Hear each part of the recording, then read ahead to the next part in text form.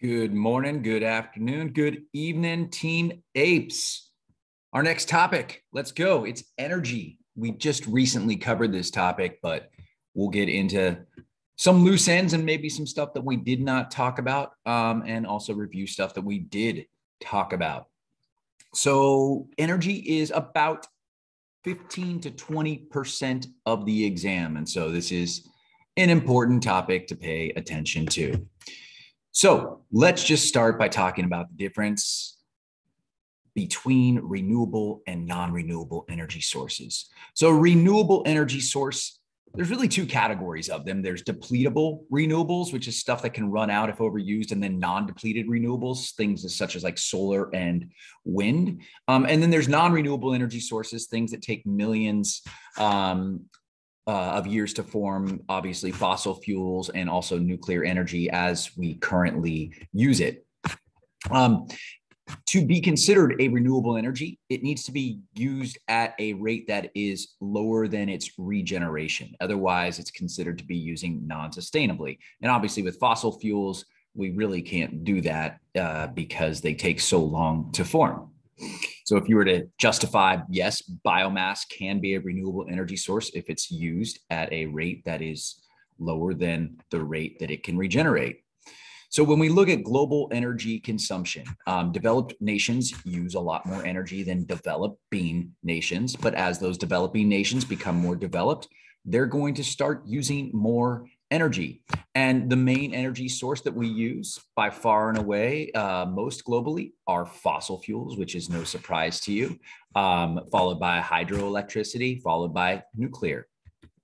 And when we think about what's happening in developing countries, well, they're mostly using subsistence fuels right now, things like wood, charcoal, dried manure, right? And these have downsides too. For instance, if you're using wood, it can drive deforestation. And as these countries increase their ecological footprint, increase their affluence, their technology, these countries will be moving to fossil fuels. And so this is a major challenge when we talk about reducing fossil fuels. Is how do we get developing countries to move to fossil or to become more developed without transitioning straight to fossil fuels, maybe to renewable energies.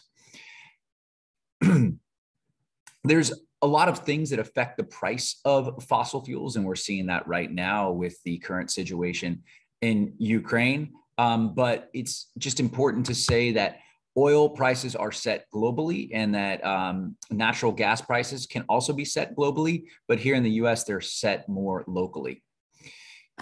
Governments can regulate energies that are used by giving things like tax incentives for using different types of energy, or rebates for using certain types of energy. For instance, I just put solar panels on my house and I will be getting a tax rebate for the installation of those solar panels. They can also place taxes on things, like every time you fill up your car with gasoline, there's a gas tax on that. Remember that if you get a percent change question, it's the new value minus the old value divided by the old value times 100%. So let's get into certain fossil fuel types. Okay, so we have, again, subsistence fuels. The earliest kind of fossil fuel is really peat, right? Which is peat is just dead, decaying, plant matter. And over that time, that peat can be compressed and become coal. And the first stage, the dirtiest, least pure form of that coal is something we call lignite, followed by followed by subbituminous, followed by bituminous. And then the most pure form of coal is something that we call anthracite, which is technically a metamorphic rock. And that is what we consider the highest grade coal. It burns a little bit cleaner, and it generates a hotter fire and generates, in the end, more electricity. Natural gas, this is considered the cleanest of the fossil fuels, produces less sulfur oxides, less nitrogen oxides than coal or oil. It also has no mercury in it. It comes from dead, decaying plant matter, mostly marine life, and it can be trapped in a lot of different areas. One of those is in rocks, specifically shale, and we'll get back to that. And then our third main fossil fuel is crude oil, aka petroleum. And this is when you have, again, decaying plant matter. This is a very energy dense fossil fuel, can be extracted a couple of ways. Often there will just be a literal crude oil deposit, which can be pumped out. Another way it can be extracted is through tar sands, which we'll come back to that in just a few minutes. Things can be produced from fossil fuels, not just gasoline. In fact, if you look right here, this is the process in the upper right-hand corner of distillation, where we're taking a fossil fuel and heating it up to different temperatures. And with each temperature, a product comes off. So at the lowest temperature, you have high quality gasoline, followed by normal gasoline, all the way down to asphalt and bitumen, which is used for roads. And so this is how we separate things like oil, through the process of distillation, which is based on differences in boiling point. When we look at the distribution of natural resources, you should know some of these numbers right here. So the top stores of coal are number one, the US, followed by Russia. Natural gas, Russia is the leader, followed by Iran. And oil is mostly in the Middle East, but actually Venezuela and South America has the largest oil reserves. And as you can see, all these reserves are limited in lifespan. And so we will eventually run out of fossil fuels. One way we've really increased our natural gas supply and oil supply in the United States is through a process called hydraulic fracturing, which we have talked about, which is where you send fracking fluid down into the ground, you crack rock open, and voila, up comes natural gas, which can be captured and compressed and used for energy generation. And we have a lot of natural gas reserves. In fact, we have natural gas reserves right here in Monterey, and not all of them have been exploited as of yet. Can also get tar sands. This is where we recover bitumen, which is the middle grade, the lowest grade of oil. And we actually ship the oil sands from Canada, which is the #1 oil producing region with respect to tar sands type oil. And this is considered to be very environmentally destructive because you are actually deforesting an area and then pressurizing the soil below. It leaves behind a lot of tailings, and you leave behind a deforested landscape. If you're given a map question about where to frack, right, you would be looking for shale formations. Just a little bit more on fossil fuels, how we can use them to generate energy. Natural gas, its main component is methane, but all of these fossil fuels, which some of them are longer, more complex carbon molecules than methane, they can be used they are combusted, right? And that heat is used to heat water. That water is used to create steam. Steam turns a turbine. The turbine turns a generator, and electricity is produced, right? We've said that a few times now. Some of the environmental consequences, well, for coal, obviously you have to extract the coal, and it depends on how you're mining for it. But I'll ask you to go back to the last video if you need a review on the mining process. But there's surface and subsurface mining, which each have their own environmental costs. Then there are the cost of adding greenhouse gases to the atmosphere, releasing particulate matter and the toxic ash, which is stored in ponds. And sometimes this toxic ash can spill into waterways. And also there's other gases such as sulfur oxide and nitrogen oxides, which are released, which can contribute to both smog and acid rain formation. Coal is not the most efficient at generating electricity. Natural gas is more efficient at generating electricity. One way that we can conserve energy is through something we call cogeneration, which is where you use the waste product from the electric generation process to actually heat buildings, for example. And this is a combined heat and power system. They're much more efficient. And that's through the process of something that we call cogeneration. Oil, remember, is mostly used in the transportation sector. A lot of this oil has to be transported when it is shipped through pipelines or tankers, and this can obviously result in things like oil spills, either from the pipeline polluting groundwater or from the ships themselves polluting oceans or other waterways. And we'll look at ocean spills a little bit later. And then with tar sands, as we mentioned right here, there's a lot of habitat destruction, which is one of the main environmental drawbacks. with respect to hydraulic fracturing, you have leaking natural gas from wellheads. You can also cause many earthquakes, and if done incorrectly, you can pollute groundwater. And the next thing you know, you're lighting your sink water on fire. Another major consequence of hydraulic fracturing is just the amount of water used.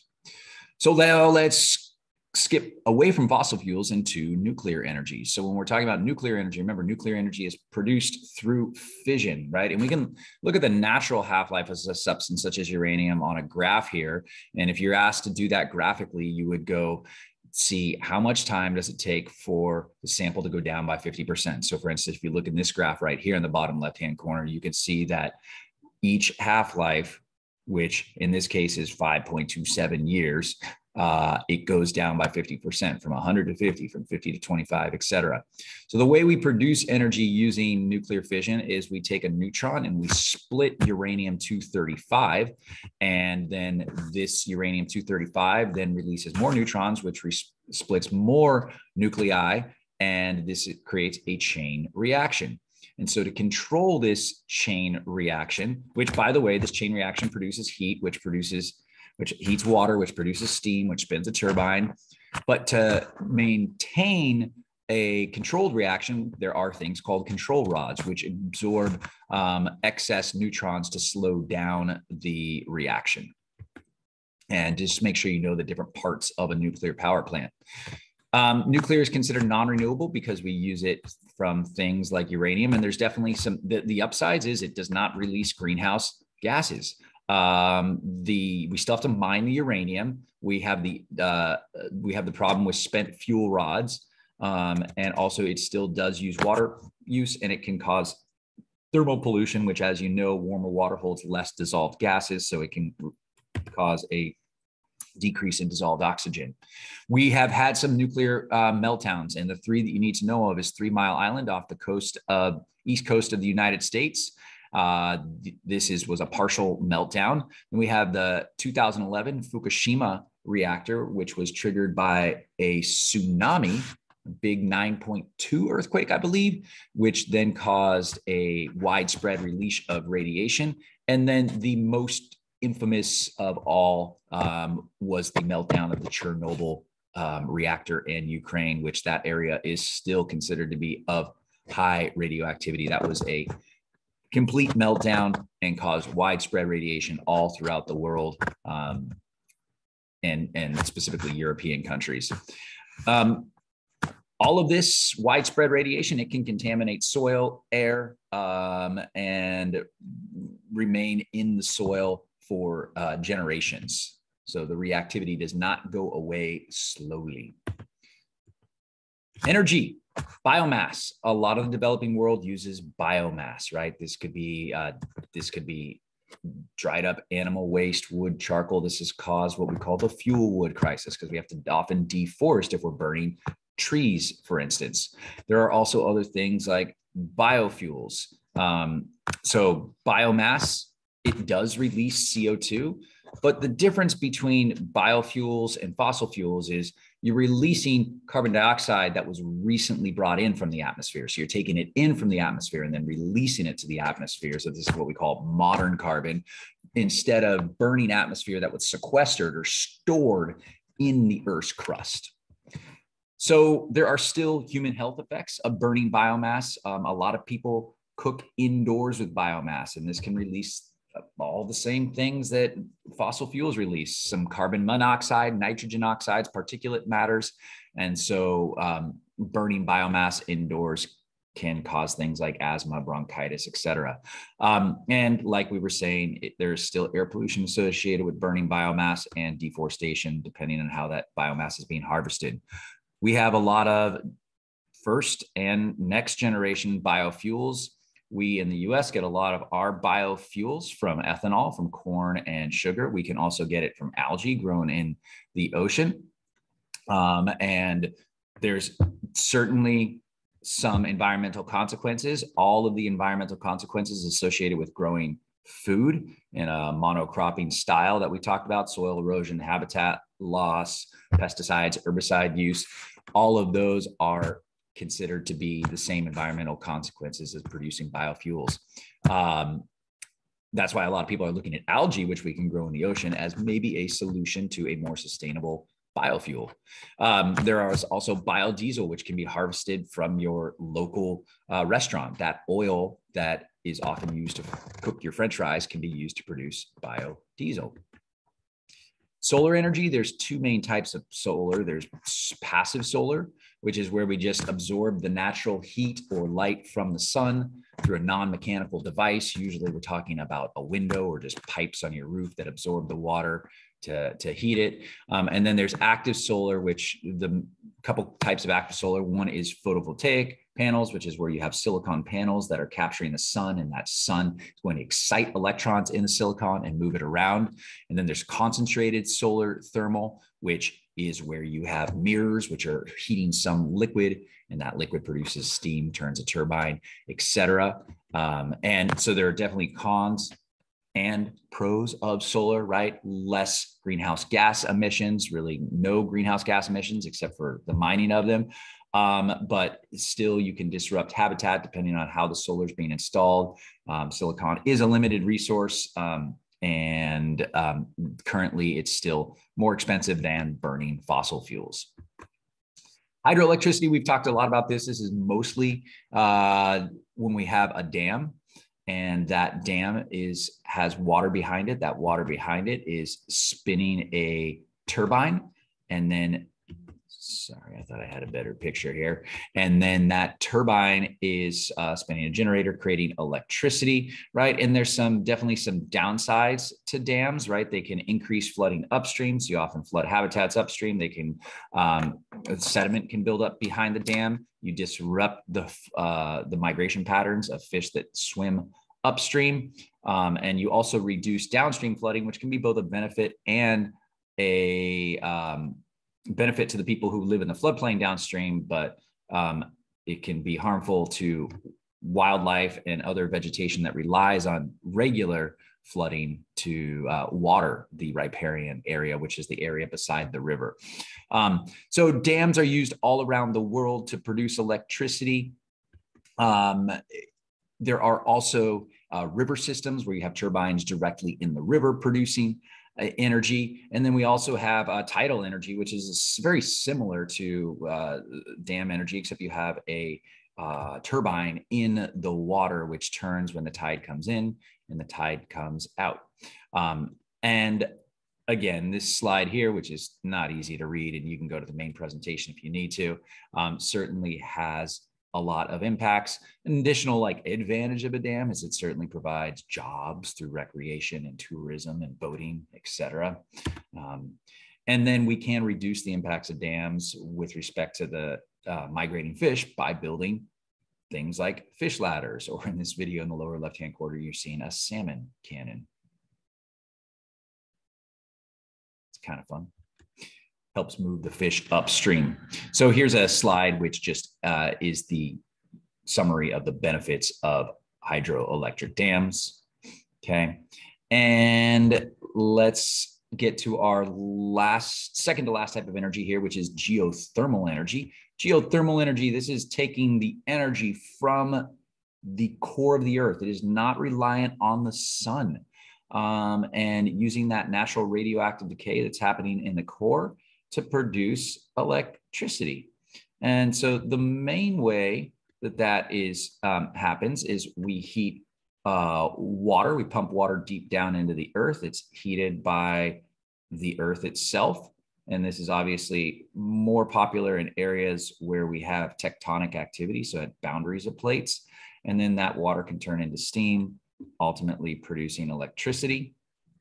And this is just a diagram of that. The good things, it does produce a little bit of CO2 emissions. It is, for the most part, renewable. It's not accessible everywhere. And there is some release of hydrogen sulfide and carbon dioxide, and it can have a very high initial cost. And then we get to hydrogen fuel cells. This is where we're taking hydrogen and combining it with oxygen, right?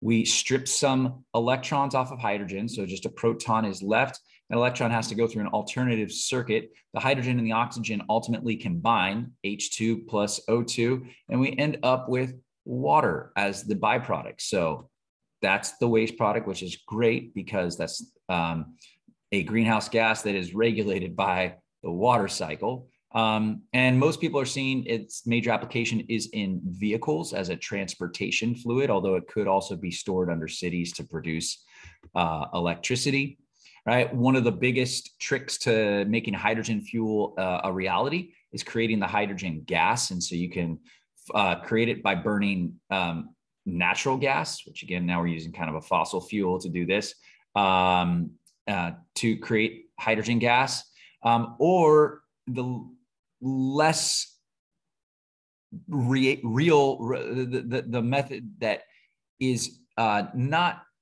like a reality yet because it requires a lot of energy is to actually just split water.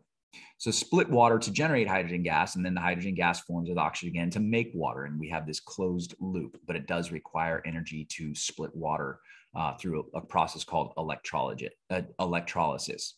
So it can be used for creating electricity, has less, it has less emissions.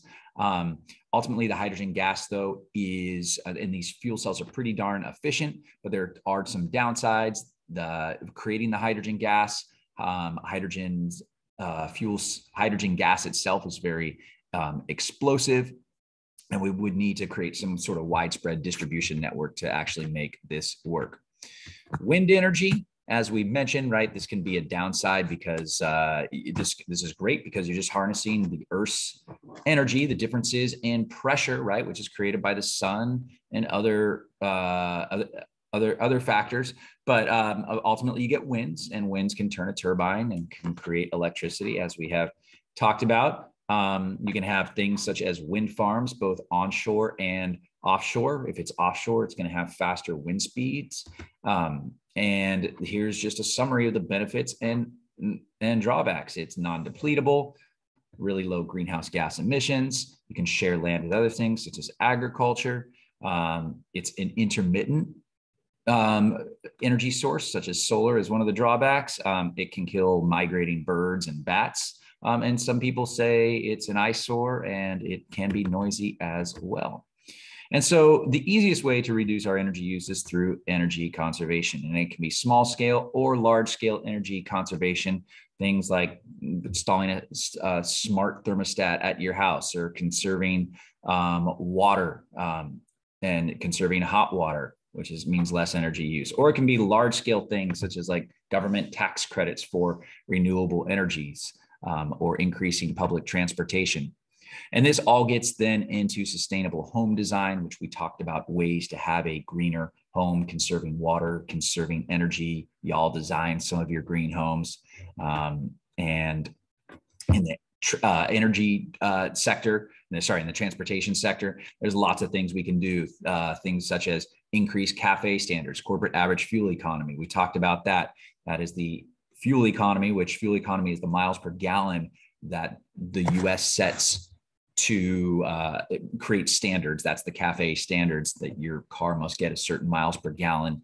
And we can also do things like electric vehicles, which we're seeing a huge increase of, or battery electric vehicles, which are things that we're seeing more and more of. Buildings are one of the biggest ways we can conserve energy by doing things like green roofs or insulation or double paned windows. We can also have smart grids, which are basically systems that pull from fossil fuels only when needed and use renewable energy in sources when they are in peak production.